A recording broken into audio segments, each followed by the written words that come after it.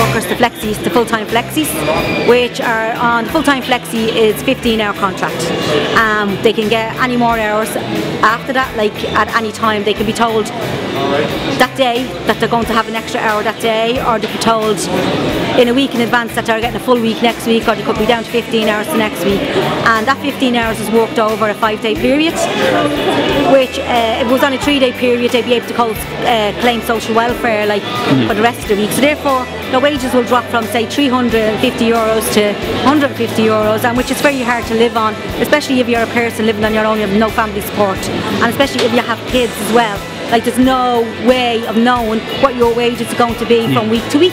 So we're there to support that, and we're also here to support we never got a 6% rise. We got a 3% rise. We didn't get what the rest of the retail got. They got a 6% rise.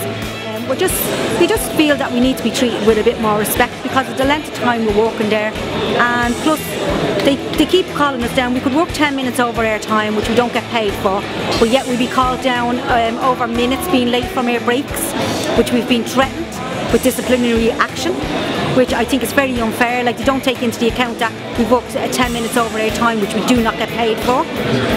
So I just think it's very unfair that we should be treated like this. After all, we're long-term staff, we're committed to the company, and we're being treated like this, and we want it to stop. Well, first of all, I want to commend the Dunnes Store workers, strikers and the mandate trade union. Workers have the right to organise, have the right to unionise, should have the right to a living wage, and in this case they don't. And any attempt to negotiate this, to arbitrate this, has been rejected by the owners and the management of Dunnes Stores. That's entirely shameful, and I think that everyone should stand by these workers, because not only are they working and active for themselves, but it's also for workers right across the state. You can see it right across the state, the way it's a race to the bottom, it's low pay, and we're saying very, very clearly in Sinn Féin that we unambiguously support these workers. Obviously there's cross-party support for it. I mean, Peter said it, they demand clarity over hours, but is enough action being taken to take on things like zero-hour contracts, these minimum contracts, which these workers are on strike about? No, there's not enough action being taken. It's a joke.